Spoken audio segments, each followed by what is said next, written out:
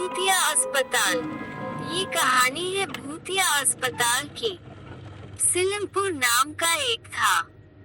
उस गांव में गोपी नाम का एक किसान रहता था। उसके 2 बेटे और एक बेटी थी।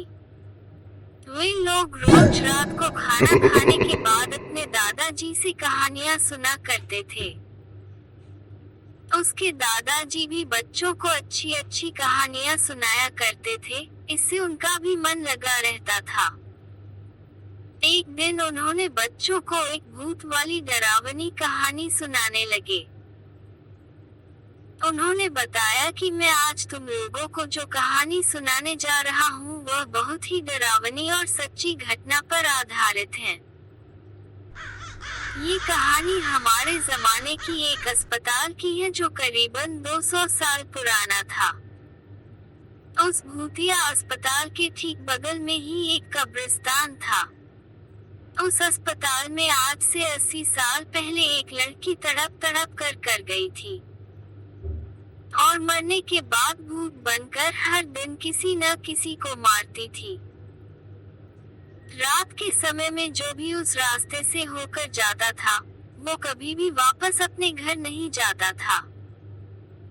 एक दिन हमारे गांव के 2 लड़के नीरज और गोलू बाजार कुछ सामान लेकर लौट रहे थे। वे दोनों साइकिल से थे और घर आते आते रास्ते में ही रात हो गई थी।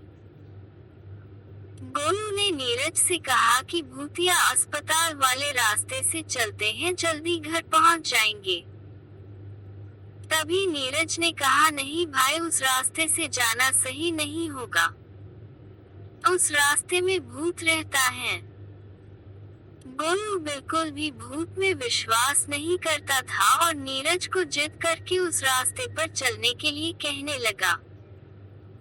नीरज उसकी बात मान ली और दोनों अस्पताल वाले रास्ते में चल दिए। उस समय रात के 10 बज चुके थे। भगवान का नाम लेकर वे दोनों उस रास्ते पर चल दिए। चारों तरफ से अंधेरा हो चुका था, सामने कुछ भी दिखाई नहीं दे रहा था। जैसे ही वे दोनों आगे गए, रास्ते में कीचड़ पड़ा हुआ था। अंधेरे में उन लोग को दिखाई नहीं दिया और साइकिल लेकर वे दोनों गिर गए। थोड़ी बहुत चोट लग गई थी, लेकिन फिर भी उन्होंने जल्दी से अपना साइकिल उठाया और गांव की ओर चल दिए, क्योंकि भूत का डर भी था कि कहीं से आ न जाए। वे लोग थोड़ी ही दूर गए थे कि उन लोग की साइकिल का टायर पंचर हो गया। नीरज बोला, भाई मुझे तो लग रहा है इस जगह में कुछ तो गड़बड़ है, हम लोग वापस लौट चलते हैं। लेकिन गोला बोला ऐसा कुछ नहीं, चलो चुपचाप, कुछ गड़बड़ नहीं है। फिर वो दोनों आगे बढ़ गए।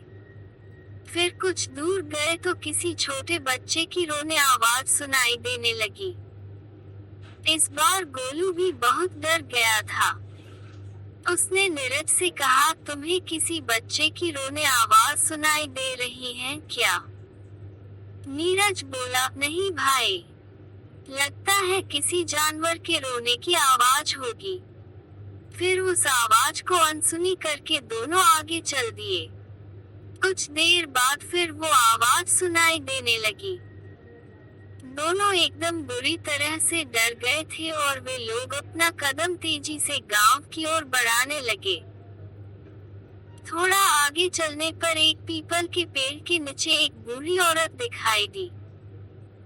उसके सफेद बाल, सफेद साड़ी और डरावनी आंखें थी।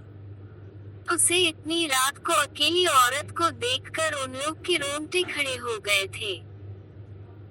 उन्होंने पीछे मुड़कर देखने का सोचा, तभी वो बुढ़िया आवाज लगाई, रुको बेटा, मेरी थोड़ी मदद करो, मुझे ठीक से दिखाई नहीं दे रहा है। तुम लोग मुझे उस हाईवे तक का रास्ता दिखा दोगे क्या?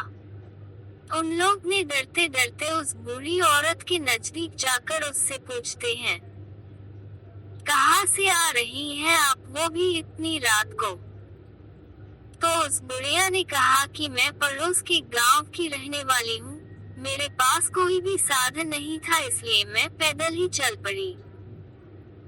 अब रात हो गई है और अंधेरा भी छा गया है, कुछ दिखाई नहीं दे रहा है बेटा। तुम लोग मुझे उस गांव तक छोड़ दोगी तो बड़ी मेहरबानी होगी। उन दोनों ने उस बुढ़िया के बात पर विश्वास कर लिया और उसे अपने साथ लेकर निकल पड़े। नीरज और गोलू आगे थे और वो बुढ़िया पीछे चल रही थी। रास्ते में वो बूढ़ी औरत उन लोग से सारी बातें पूछने लगी कि तुम लोग कहाँ के रहने वाले हो और कहाँ जा रहे हो।